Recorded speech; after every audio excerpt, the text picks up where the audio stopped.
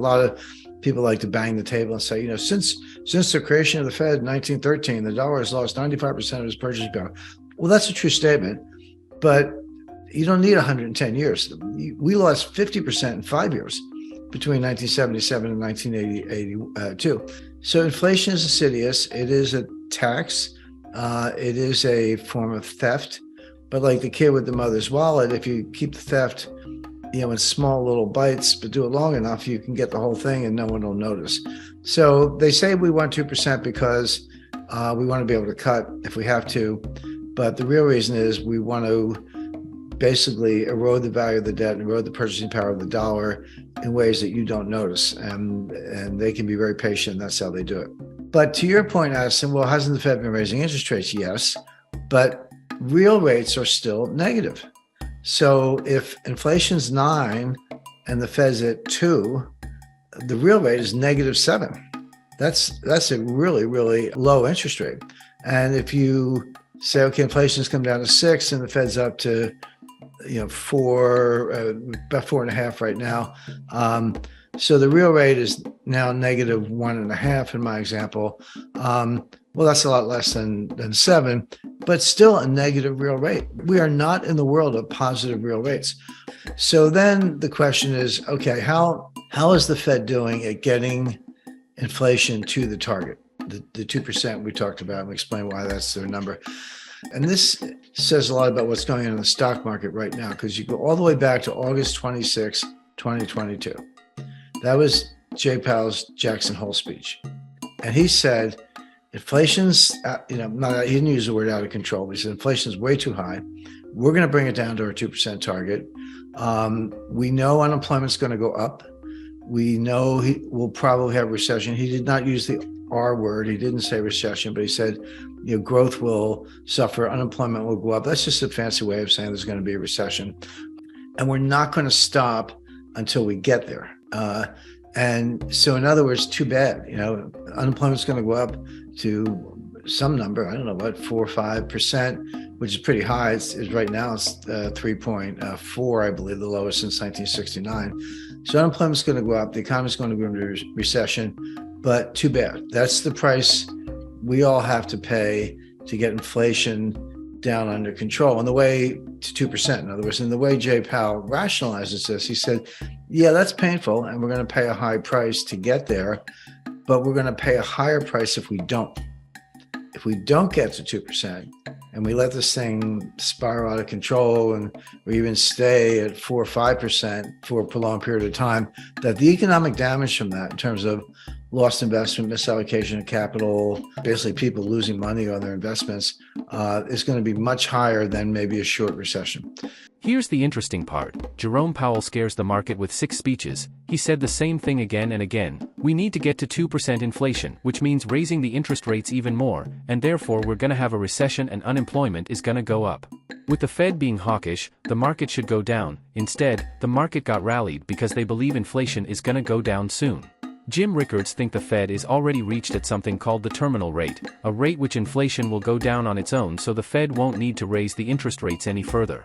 But the Fed keeps raising it and making the economy crash even further. So how is it going to end? When will the Fed needs to stop raising interest rates? Let's listen to what Jim Rickards have to say.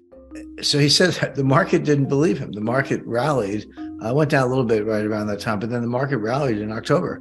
And he comes out at the end of September, he gives another speech at an FOMC meeting, comes out November 2nd, gives another speech, comes out November 30th, gives a speech at the Brookings Institution, and then comes out in mid-December with another speech, and then again a couple of weeks ago on February 1st.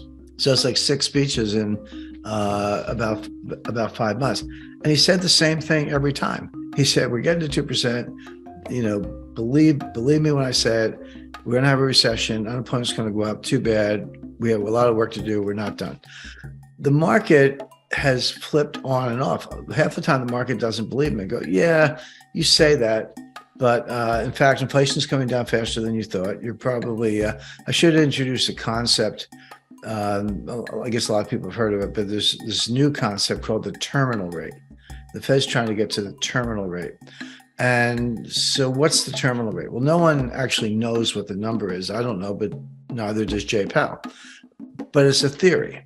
And the theory is, okay, the terminal rate is a rate set by the Fed that's high enough to bring inflation down without further rate hikes. We get to a level, and that level is high enough that inflation will come down on its own just by waiting without raising the rate again.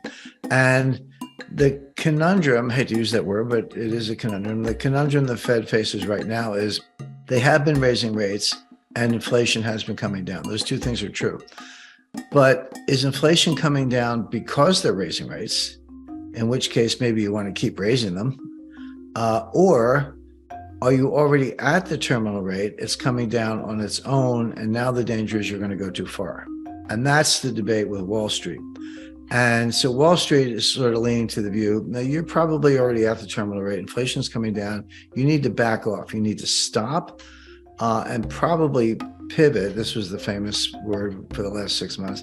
The pivot means you're actually going to have to cut rates because you have gone too far and you're going to cause a pretty bad recession. And so the expectation as recently as December was that the Fed would pivot around March or April. They would raise in February, maybe March, but pretty quickly after that, they would cut rates. And if the Fed's cutting rates, buy stocks. It's typical Wall Street analysis. It always ends with buy stocks, particularly tech stocks. So, with the current high interest rates environment and reckless government spending, what should we do to protect our money from inflation? Should we buy stocks? And what stocks should we buy? The Fed said it will raise the interest rates even further, but the market thinks the opposite will happen. So who's right and wrong here? Let's hear what Jim Rickards think. Spoiler alert, this is not investment advice. But the Fed has been saying the opposite. So there's been this battle where Powell goes 1, 2, 3, 4, 5, 6 speeches, says the same thing. We're not stopping. And Wall Street says, oh, yes, you are. So buy stocks. Well, who's right? Well, there's an old saying on Wall Street, don't fight the Fed. I don't think of it as who's right or wrong. You could have an opinion. The way I think of it is I just want to know what you're going to do. Because if I know what you're going to do, then you can trade accordingly. You can plan for that and you can prepare for it. And what they're going to do is they're going to keep raising rates. Even if they're at the terminal rate already, I think they might be. Even if they are, they don't think so. Their opinion counts for a lot more than mine. And they're going to keep going. But by the time inflation comes down enough to say, yeah, okay, we're at the terminal rate, nice job, it'll be too late. They will have gone too far because the Fed's always the last to know. So you referred earlier to the Fed minutes that came out, in recent days. They always come out after the fact, like 3 or 4 weeks after the meeting, they release the minutes, and then, a longer period of time, they come out with a complete transcript. But the minutes are pretty informative. And so they're always a little bit behind their times. But these minutes were obsolete before they were even issued. They came out, and everyone looked at them and said, well, there's one problem here. And which is the Fed, you're right, they agreed to raise interest rates 25 basis points on February 1st, probably do another 25 on March 22nd. That's the next meeting. Probably another 25 in May. We're not quite there yet, but sure looks that way. But they had I wouldn't say benign, but they're like, yeah, okay, maybe we're not there yet, but we're making good progress. Inflation is coming down. Things are kind of moving our way. We haven't destroyed the stock market, so good for us.